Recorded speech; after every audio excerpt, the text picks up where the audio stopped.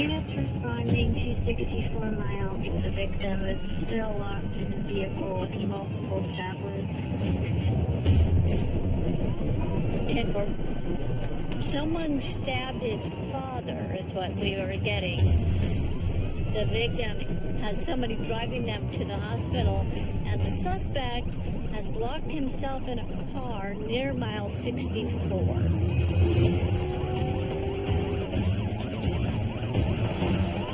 These two have had many issues in the past.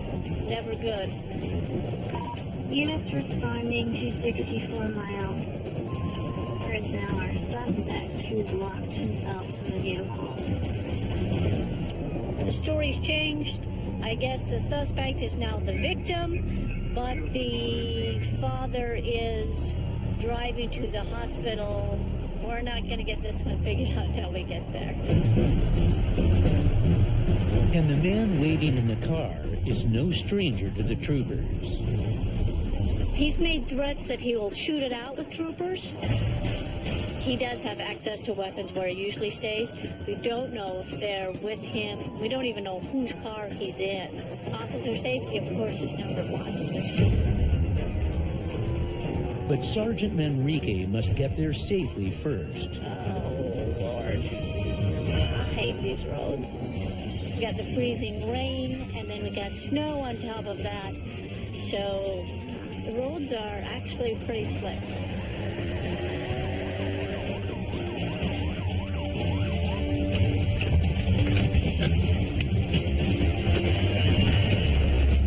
Medics are already on scene, treating the critically injured son. So Manrique investigates his vehicle. Okay. Oh, hey. Hi, who are you? Your, girlfriend? Yeah. Okay, is this your car? It's not mine, no. Okay, but this is how you guys got here? Yeah. Okay. What happened? Him and his dad got in a fight, Uh-huh. and I sat in the car. I don't know. He parked the car in the middle of the road and got out, and I pulled into the lodge driveway. And then, next thing I know, he's walking over to the car bleeding. I sat there and hollered to him a couple times, and he didn't come. And then he come over all bloody. Did you see the fight? No, I was in the car. Do you know if he had a knife? I have no idea. Okay, you don't He know. didn't have one that I know of, no. He doesn't. Okay. Be back with you. Trooper Joseph Hess arrives to assist with the investigation and finds the passenger side of the vehicle covered in blood. I'm not getting what happened. We'll have to get a story from Dad, I guess. Did you look at him? I didn't. He's got probably about like 5 or 6 stab wounds. Sides and back? Yeah, like he's got a couple. I think like one right here, and then they're kind of going up the shoulder. Just all single stab wounds. Okay. They said he's very, very life-threatening. Don't know if he's gonna go fatal or not, but it's definitely a possibility. Medics fight to keep the man alive. His condition is too critical for the 100-mile drive to Anchorage. So they call in a medevac chopper to get him there as quick as possible.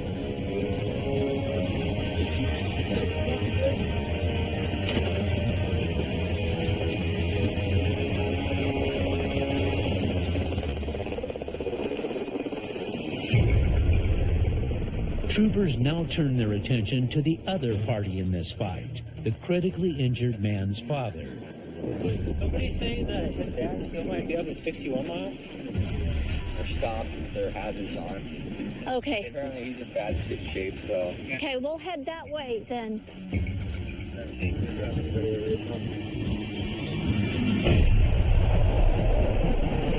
The other half of this assault is stopped at mile 58 with his hazards on. There is a 1032 in the vehicle in the back seat. Our suspect is in the back seat, shaking and in shock. He has a gun, he's shaking, he's in the back seat. Coming up to mile 58, let's see.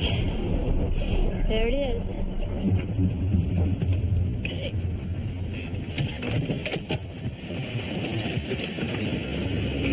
Hey, how are you? what hurt him. Okay. We don't know anything right now, okay, man? So, I know, but I stabbed him, man.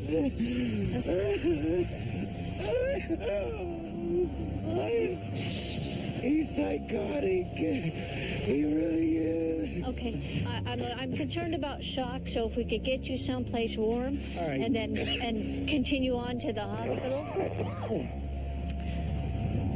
Are you all right? Okay. Okay, so hey, Okay. Yeah. well, the black truck's sitting up there, the black plow truck. Uh-huh. His tracks are coming from the highway toward the truck. Up over the hill. His clothes are some of his clothes. I mean, as soon as he got out of the freaking car, man, he was living. He was on. And I couldn't make it to the truck fast enough. So his tracks, his clothes is there. You can see where he came over. And I was blocking punches with him. Uh-huh. And then finally, he got up, he backed off for a minute, and then he just goes, I'm gonna kill you. That's it, I'm gonna kill you. And he came after me, man, and by that time, I had actually opened the blade and I had it, Uh-huh. and he hit me, and I was like, oh, no, I ain't even gonna get a chance. And I went down, and he got on me and started beating me again, but I had the blade open and I had it locked. Uh-huh. And I wouldn't let him see it. I didn't, you know. Right. He's my kid, man. I don't want to stab my kid, No, really. We understand. We understand. So anyway, he nailed me. He got me by the throat, man. And I was like, I was almost out. Uh-huh. And I'm like, if I go out, he's going to kill me. Right. And I'm like, if you don't let go of me, man, I'm going to stab you. He goes, I don't give a I'm going to kill you. You're dead. And I'm like, okay. And I just started how whatever I can. I think I should probably got him like in here. Okay. Because my first ones was come around Uh-huh. and he loosened up and I just can't. You didn't know. Okay. All right. It's not like I went after him Right. with it, No, you know. I understand. No. Finally, when he let loose of me, that was it. Okay, Okay. I'm done, you know. Right. I'm not going to jump on top of you and stab you and kill you, you know. Right. Absolutely. Yeah. He backed off to the back of the truck. Uh-huh. I was still in the front of the truck. Uh-huh. And then he walked up and got in the car with his girlfriend. They left. Okay. Can I please get you in the car and can you head to the hospital and we will be there shortly after. I will let you know where your son goes, okay? Thank you. All right.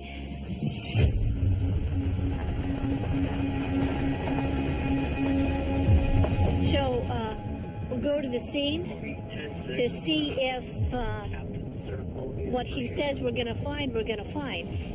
According to the dad, everything happened right there. He was down on the ground. He says the blood that we're going to see is going to be his. There's tracks right there, see? In the snow. We definitely have up and over the bank here and the trail and where he's like taking off his shirt that his dad says that was happening. So we'll document this as best we can. Troopers must move quickly. The winter winds are wailing, and their crime scene could literally blow away. The wind's blowing, and so the wind's going to blow the snow up over the footprints. So, Dad said he was stripping his clothes. All right, so he's running because I can barely match his stride. So you just got blood driplets everywhere, then just. Yeah, they pretty much all start right here. Uh-huh. And right there. Right. And they're fighting right there. Uh-huh. And then This way he runs. This is all drops. yeah. And then we come around this side. There's some blood right there. And then think it's blood on the door. Yeah, there's some blood on the door handle. Okay. And then he dipped over here. This is where the stabbing happened. Because he's behind. He's behind him, so I'm guessing chases him, gets him from behind right here. They kind of tussle onto the snowbank, and stab, stab, stab.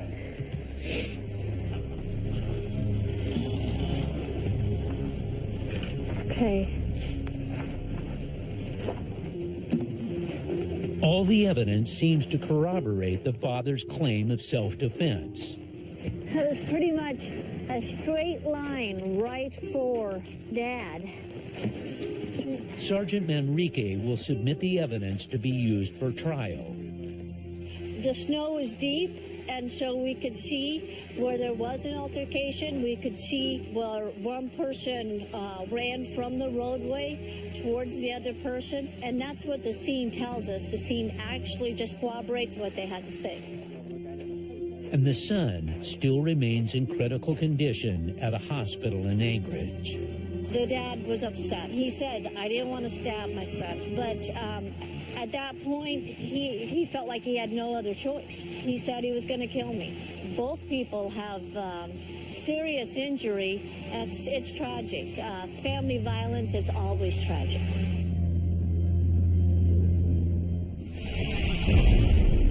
"145 miles southeast on the snowy streets of the Kenai Peninsula, Trooper Ethan Norwood joins a search for a repeat offender. Right now we're looking for a guy. He's a suspect in a DV and a criminal mischief. He's supposed to be on foot walking around Soldotna area right now. What he did was helped himself to the residence. He walked up, kicked the door down, damaged a lot of property inside, and then he grabbed a cell phone that belonged to his daughter and left. We've got history with him, recent history. He's the same individual, was contacted by another trooper a few days ago, wanting to fight us, needing to be pepper sprayed, made statements to us, letting us know that if we contact him again, he's gonna try to fight, he's gonna try to run. Hold on, wait till this individual here walking down the road. We get the description of, I'm gonna turn around and send a contact. 2325, I'm just passing the post, I'll hit Funny River in a second.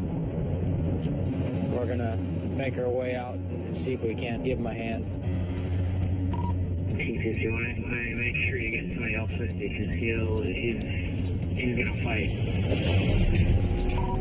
2023, 2025, are you following him?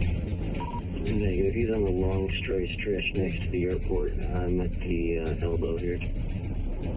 10-4. I'm just talking with Trooper Newsbaum. He's pretty close. We want to try to coordinate it so we can get there at the same time. Safety's a pretty good concern at this point. He's right there. Slot on 2025. He's standing in the highway right now. 2526, I'm coming up on the airport. 10-4, he's running. Yeah, definitely is.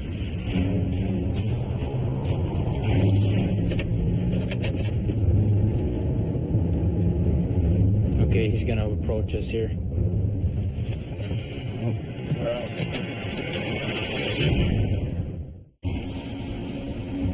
Right now we're looking for a guy. He's a suspect in a DV and a criminal mischief. He's right there. Okay, he's gonna approach us here. We're out. Hello! Trooper Norwood, what do you got in your hands there, buddy? My cigar. Okay, why don't we get off the highway here a little bit? Where are you heading to now? Where do you want to take me to, sir? I'm just asking, you're out here running on the highway. Call this up and run down the road. What's that? I'm at my house. You want to give me a ride, please? You wanting to go to your house? Yeah, I'll wait. I'm not drinking or nothing, sir. What are we doing here? You have your brights on? I cannot see. Why don't you just stand right here for me, okay? What do you want me to do? Here. Okay, set that stuff down. Just stand still. Just answer the questions that I ask you, okay? Yes, sir. So you're out here running on the highway. Where are you going? I'm not jogging. That's what I do. Okay, all right. How'd that happen on your face? All the scratches and marks and stuff. Other side. Right here? Yeah. I cut myself shaving. Were you down today off? Yes. Okay. What happened down there? Can you tell us a little bit about I that? can tell you everything of it. That's my daughter's place, right? Okay. Her name is. Perfect. She's Yep. years old. Yep. Because the other dude that owns the place, he dropped me and my grandson off at 7:30 Friday night at the. I walk in and the owner. Here's the deal. Just listen to him. We have some questions. I need you to kind of stay on track with me here, all right? What do you want me to say here, sir? Nothing happened in that house.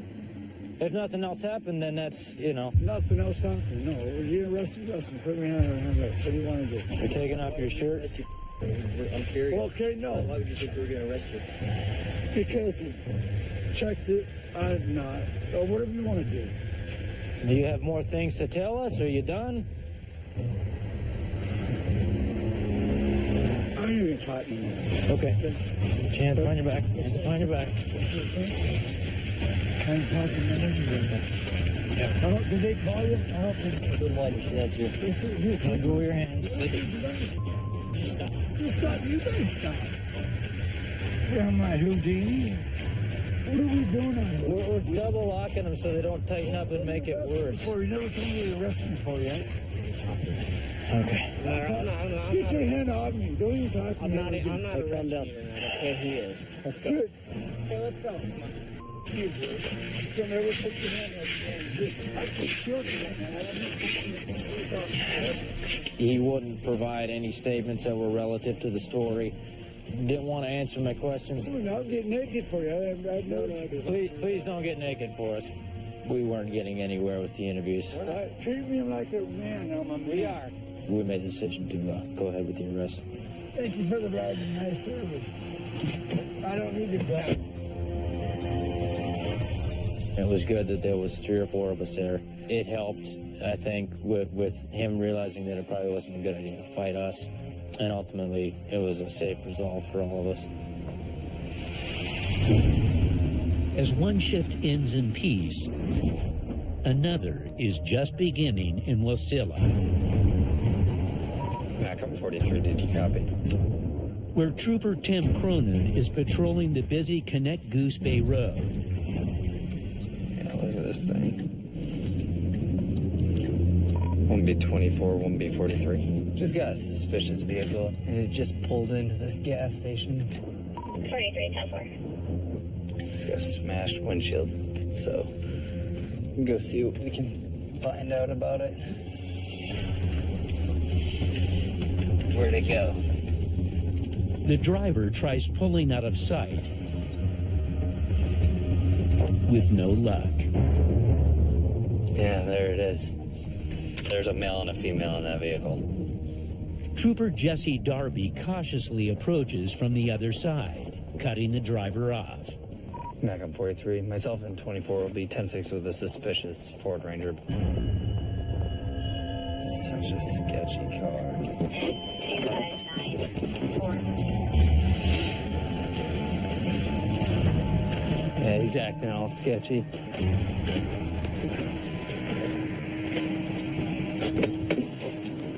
How's it going, partner? All right. You all right? Oh, don't go reaching around. All right. What's going on? Nothing. Okay. The reason I'm contacting you guys is I saw you driving with your smashed windshield, which you're not allowed to have.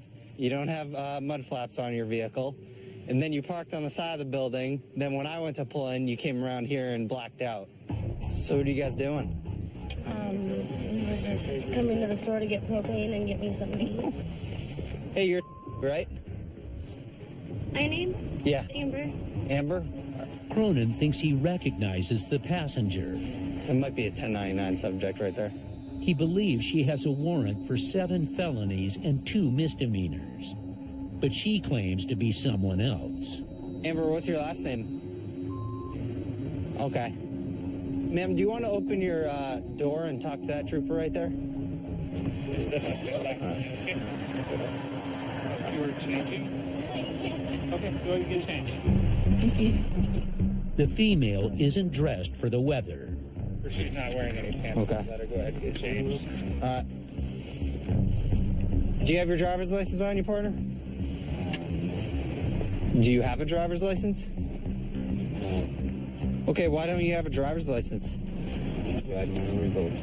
All right, you got a revoked license? Okay. NCIC 43, go ahead. 10-4. I'll have them step out. You got a warrant, man. The driver is wanted for failure to appear in court for a felony DUI. Put your hands behind your back. Back on 1B43, I've got 1 male 1080. Do you have anything on you that's gonna poke me, stick me, stab me? No, sir. Okay. But the search reveals otherwise. I just asked you if you're gonna have anything on me that's gonna stab me. I said I did not know. Hey man, I just asked you if you're gonna have anything on me that's gonna stab me. Just as future reference, if you think that you might, just tell me. That way I'm not surprised when I find a needle. All right, partner. I'm gonna walk you over to my vehicle. Go ahead and step on in. Now, Trooper Cronin wants to see what else is in the vehicle, and the truck's owner consents to a search. All right, ma'am. Step on out. Here, I'll just do it.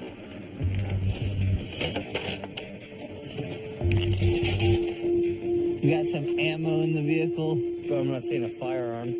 I got what was part of probably a glass pipe, but it looks like it's just pieces. There's cash under the seat I saw. Hey, look, a plate. You want to run that plate? Yeah, you won't be 24. 24 vehicles, 199 So this plate comes back to a stolen vehicle out of Soldotna, and I just found it under the seat. Now, troopers will also investigate the man for possible vehicle theft. He could face $60,000 in fines and 6 years in jail. But things aren't so clear for his passenger. Dispatch can't find any records on her. What's the last 4 numbers of your social security number? Okay, so where were you born? So you don't have any ID on you? All right. Let me remind you this real quick. If it's not you, you're getting charged with false report. Do you understand that? Okay, because you had to kind of think about where you were born and you didn't know the last 4 of your social security numbers, which pretty much everybody did.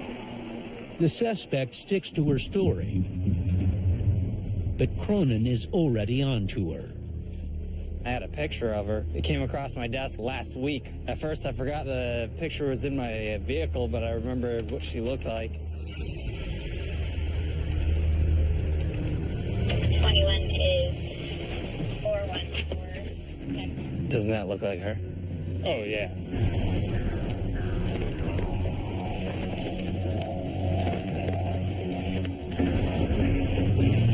Come on. That looks like you. Is that you?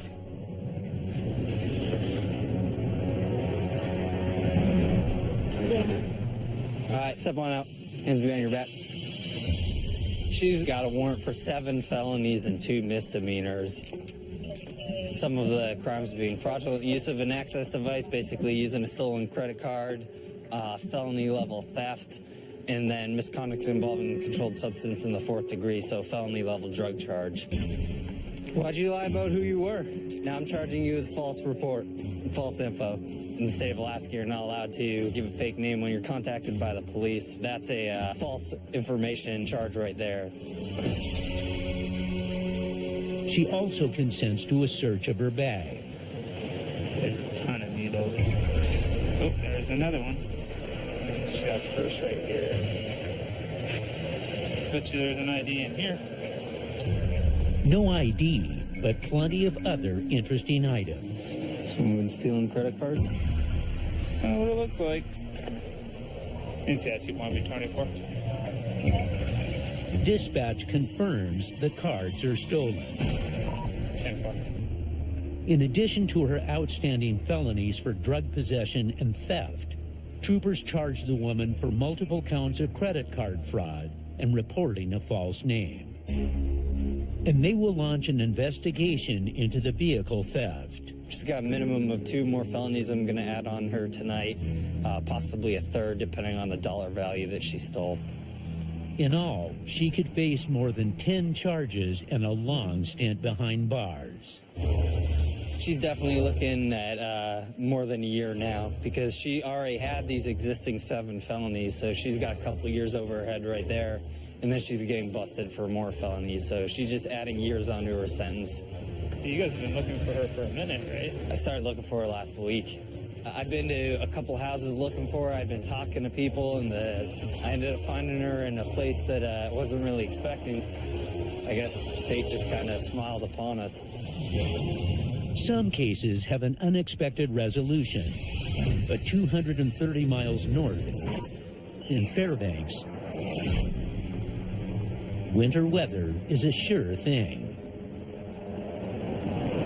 Right now it's hovering right around 30 degrees. The sun's just going down. It's about 4:30, and it's going to get colder. It's projected to get down to, I believe, about 40 or 45 below tonight. Trooper Brian Haley's swing shift in the bitter cold has been quiet until now. We got a report of an intoxicated male just kind of walking around. It's not illegal. Our biggest concern right now is that it's about 30 below. We need to go out there and make sure he's doing okay. Make sure that he has a warm place to stay tonight, especially if he's drunk. Troopers know the man well. How's it going, sir? 5 days ago, Trooper Mike Munson encountered the roadside resident on an unrelated call. Sounds like you're staying in a tent, right? Yeah. You all right there? I've got 6 sleeping bags. 6 sleeping bags. Why do you choose to live in a tent, if you don't mind me asking? I mean, I'm hardcore. At that point, the weather was such that we just kind of let him be on his way. I got a feeling today if we contact him and he's intoxicated, that's not going to be an option for us. It's cold enough that exposed skin can be frostbitten in the matter of minutes. It's amazing how fast somebody can become hypothermic when it's 30 below, especially if he's drunk. Easily go lay down someplace and fall asleep thinking he's warm. He doesn't wake up.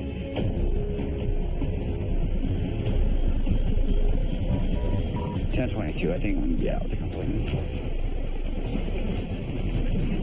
Did you call, sir? Yes, the man was just standing on this corner about 5 minutes ago. He's still really, he can hardly walk. Do you know where he went?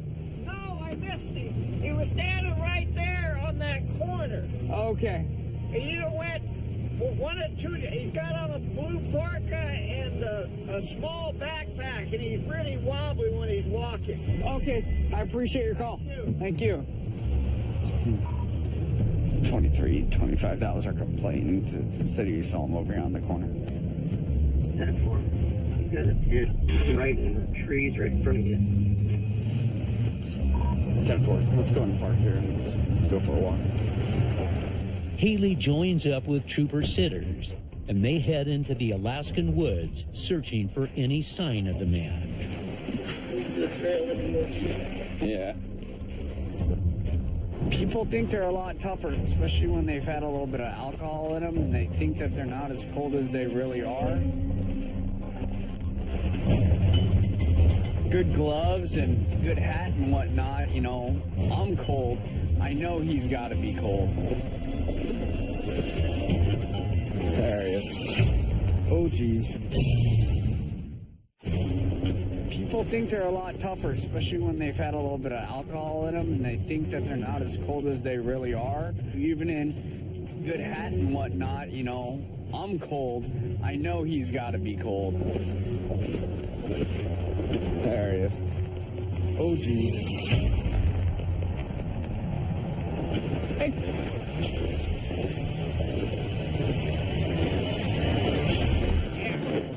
How you doing today?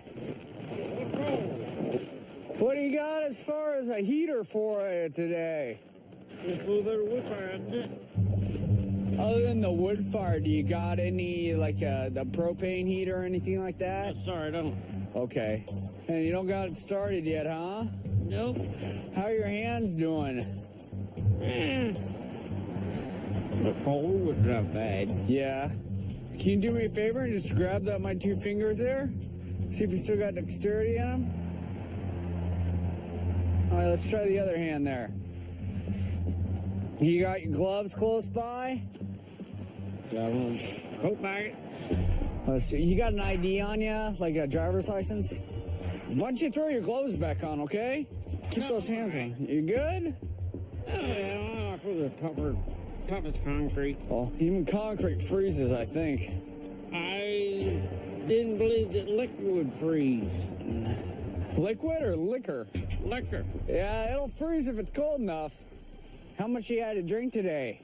I had probably maybe 24 ounces and maybe maybe 4 shots. That's it. Okay. Well, I mean, you know it's supposed to get down to about 40 below tonight, right? I took it the last 2 nights out here. Okay. What about maybe going down to detox tonight, see if we got a bed for you down there? I wouldn't mind that.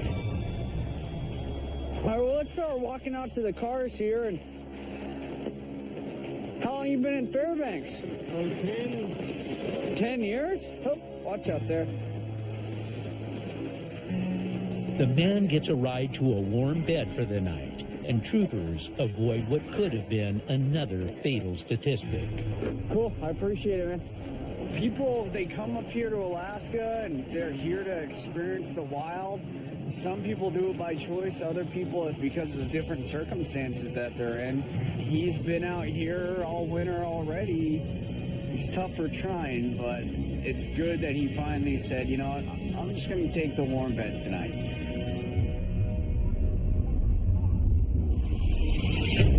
"850 miles southeast, in the port city of Ketchikan, crabbing season is in full swing, and wildlife trooper Jeremy Baum is heading out in search of his own elusive catch. Today we're going to be going about 20 miles north of Ketchikan to Traders Cove, where we'll be inspecting some commercial crab gear. It's a spot he knows well.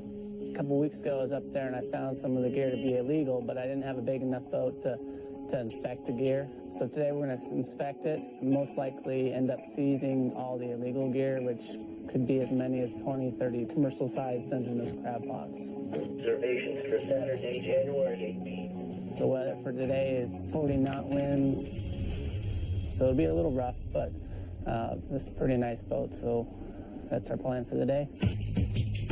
On a boat this size, Baum needs an extra hand, and Officer Seth Brown from the local Coast Guard will provide it. Pulling gear, you need 2 able-bodied people to operate the equipment for safety. He's going to be assisting us. We're going to see how he does pulling crab gear for his first time out. Let's untie and we'll go with it.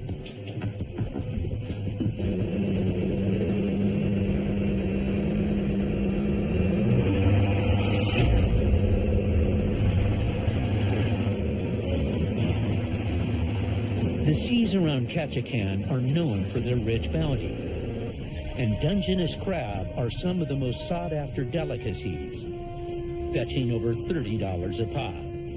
With stakes this high, troopers must ensure local fishermen are obeying the law, and Trooper Baum suspects his man isn't.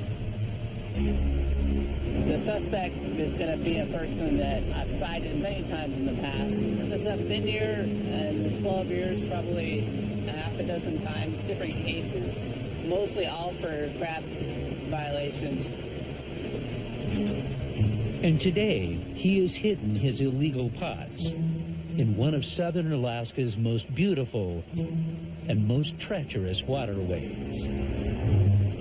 So we're coming up on the Traders Cove salt truck, and as you can see, the current is flowing into the bay, so we're at sea level and it's dropping down below sea level into a smaller inlet, and so it's causing big rapids and whirlpools. There's been 2 skiffs that I know of that have swamped and people have died, so it keeps most people out. There's some big rocks right in the center of the bay, so we have to basically stay to the right going in within just a few feet of shore.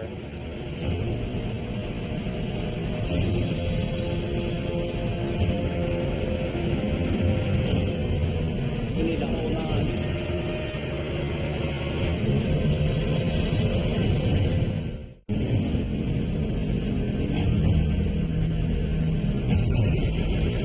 We need to hold on.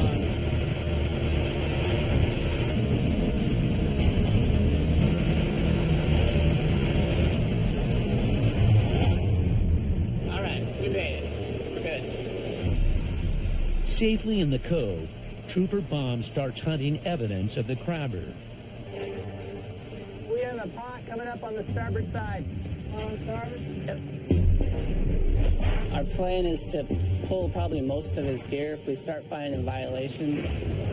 There's probably 70 pots in here, so it'll take most of the day for us to get through all this gear. It doesn't look like he's been back in here to operate his gear.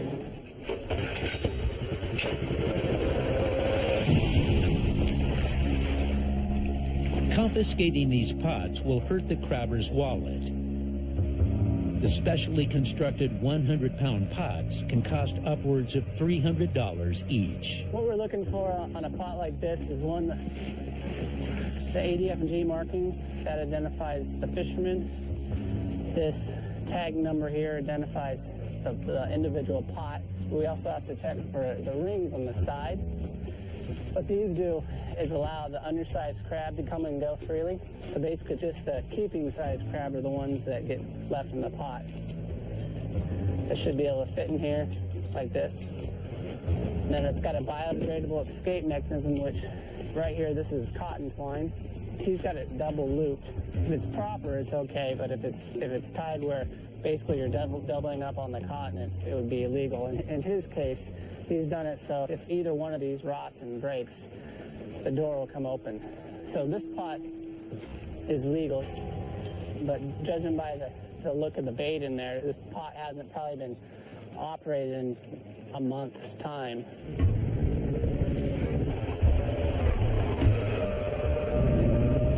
This pot, the biodegradable escape mechanism is fastened in a way where it won't work. What should happen is if I cut this line in any one place, the door must open. So. The crabs must be able to escape if the pot isn't collected in time. I'm going to cut this, and it's still really firmly secure, so that makes it completely illegal. In this case, I could cut another one, and it's still secure because he's got it tied in multiple places. So I had to cut 3 lines for that to open up, and since it's illegal, we're going to count the crab, empty the bait, return the crab back to the ocean, and seize the pot.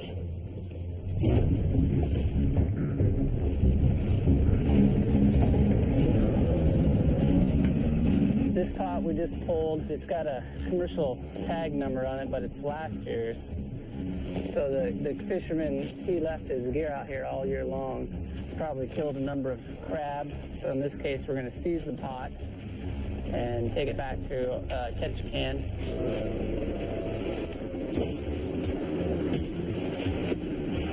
Off to the next, which is just going to be right up here. Some of the pots have been in the water so long, it reveals a chilling side of the Dungeness crab's behavior. To notice that the pot's been in the water for some time, the bait's been long gone, and because right here, this crab, when their shells are in there, that means that other crabs have eaten them. If this guy continues to leave his gear out here, more crab are going to come in, and it's just going to become a repetitive cycle. More crab will come in to eat those that are in there, and it's just a killing machine at the bottom of the ocean. And it's unfortunate to see someone just be derelict and not operating their gear, and that the crabs start to cannibalize each other, and we have this problem.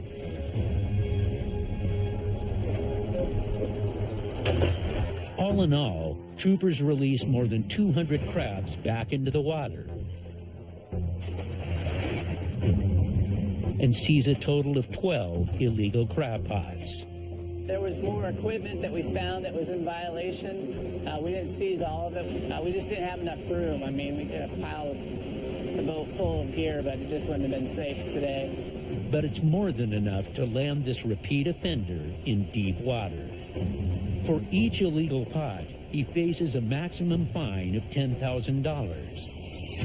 That's a grand total of $120,000 in fines. But that's not all. Because of this guy's past history, he's going to be looking at possibly the loss of his fishing privileges for some time. In this case, it was a good day. We caught a suspect that really has no regard for the regulations or the resource. A lot of the crab were starting to eat each other. They've been out there for a long time, so it was becoming a waste issue, conservation issue, so it was a good day. We seized 12 pots, and hopefully we can get good fines and outcome in this case. As wildlife troopers in Ketchikan enforce the laws of the sea, back in Fairbanks, troopers are racing to a woman in danger. Be it 5, sounds like he is beating on the window. So earlier we were dispatched with a domestic violence case. We were looking for a suspect. He assaulted the person at the house. We couldn't find him, and now he's back and he's banging on the windows.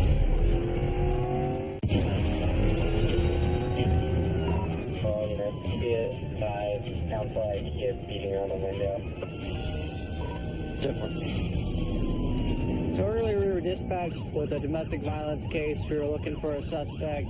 He assaulted the person at the house. We couldn't find him, and now he's back and he's banging on the windows.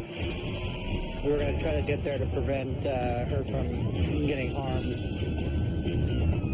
It's going to be an elevated risk because he's obviously got the wherewithal to return to the scene of his crime. But the city streets still stand between Mulvaney and the victim. We're kind of far away at this point, we're on the other side of town. The roads are pretty terrible, and we're going to try to take it easy, but also get there to prevent her from getting harmed. So risk a lot to save a lot.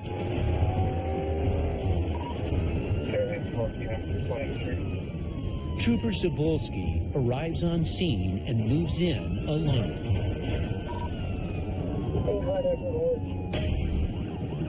He's running on foot away from the trooper here. Just ran back over the road. Now Cebulski is running blind after the suspect with no backup. 14, update your point. 14, update your point. No response. It could be any kind of a confrontation. He could just give up, or he could fight with us, or he might have a weapon. It's pretty unclear. Tempers run pretty high, especially in domestic relationships.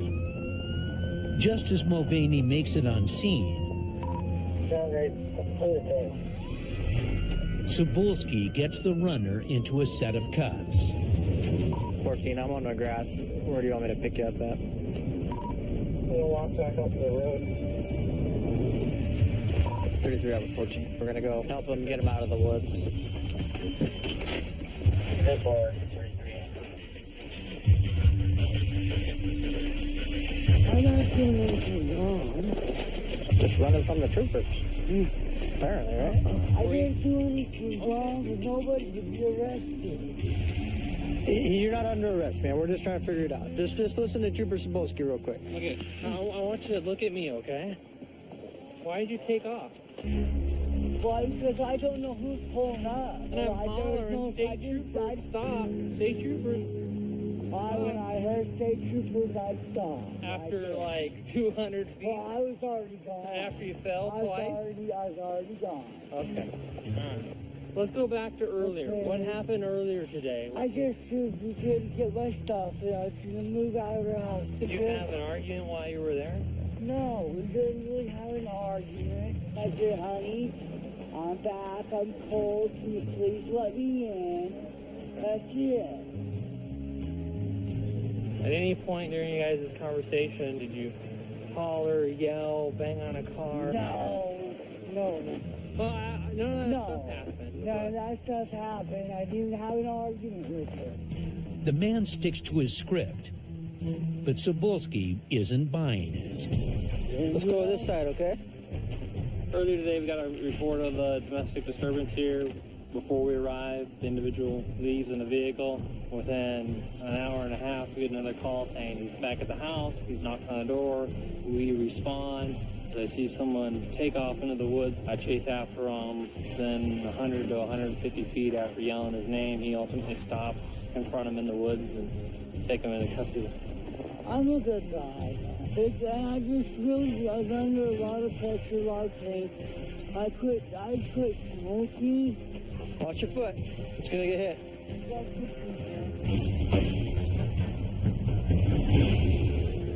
260 miles south in Anchorage. William C. Watts.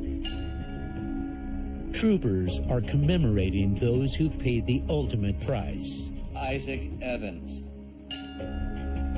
Chief John J. Sturgis. This is the Alaska Law Enforcement Memorial Day ceremony to honor and commemorate the sacrifices of fallen law enforcement officers in Alaska. It's the remembrance of what people have sacrificed to help make their community safer.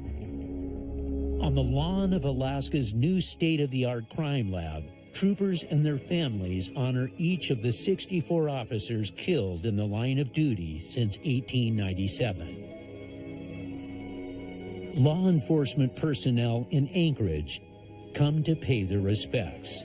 We work very closely together, and when we have a loss of one of our own, it's people that are our friends, it's people that we risk our lives on a day-to-day basis with. It's a reminder to the officers how dangerous a job we truly have, that at a moment we could be fine talking and everything's going okay, and then the next minute we're gone. And this year is especially painful. With heavy hearts, we've added more names to the memorial this year who have died in the line of duty while serving the people of the state of Alaska. We haven't lost a law enforcement officer in a decade. And this year we lost 3 of our department employees. VPSO Thomas O. Madole, March 19th, 2013. VPSO Thomas Madole was shot in the line of duty while answering a domestic violence call. He was ambushed during his response. Trooper Tage Toll, Alaska State Trooper, March 30th, 2013. My lasting memory of Trooper Toll would probably be his dedication to his family. Work was work, but outside of work is where he truly shined as a man. I was leaving for leave. Last things he said to me were, "Go have a good time, Sarge, relax, I got this." Trooper Toll and Alaska State Trooper pilot Mel Nading were performing a rescue of an injured snow machiner. In Alaska for the last over a decade, that primary response helicopter was piloted by Mel Nading. And most of the footage that you see on Alaska State Troopers is Mel Nading. After locating the snow machiner near Larson Lake, they were heading back to Talkeetna when Hilo 1 crashed. Trooper Toll, pilot Nading, and the snow machiner all perished. These officers are heroes, though not so much in how they died, but rather in how they lived. In their final act, the last gift these officers could give is strength.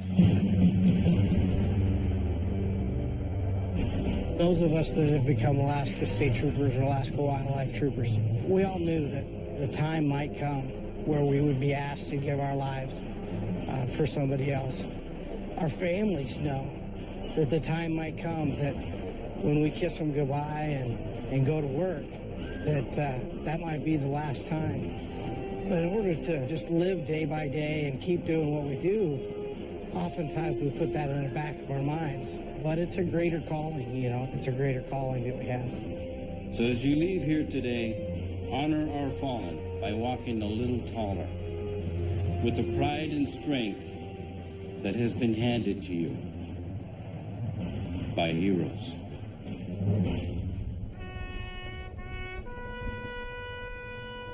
These fallen have left us with many holes in our hearts. They also have made a lasting and significant impression upon us, reminding us why we carry on, why we do what we do. It is our duty to carry on their unfinished work. Across Alaska, there are many, many brave and courageous men and women who wake up before their shifts, pin on their badge, and kiss their loved ones before walking out their doors. They don't start their workday knowing they will do something heroic. On the ground now! These lawmen only know that when Alaskans make a call for help, Everybody on the ground! they will answer. Hold your hands. Stand still.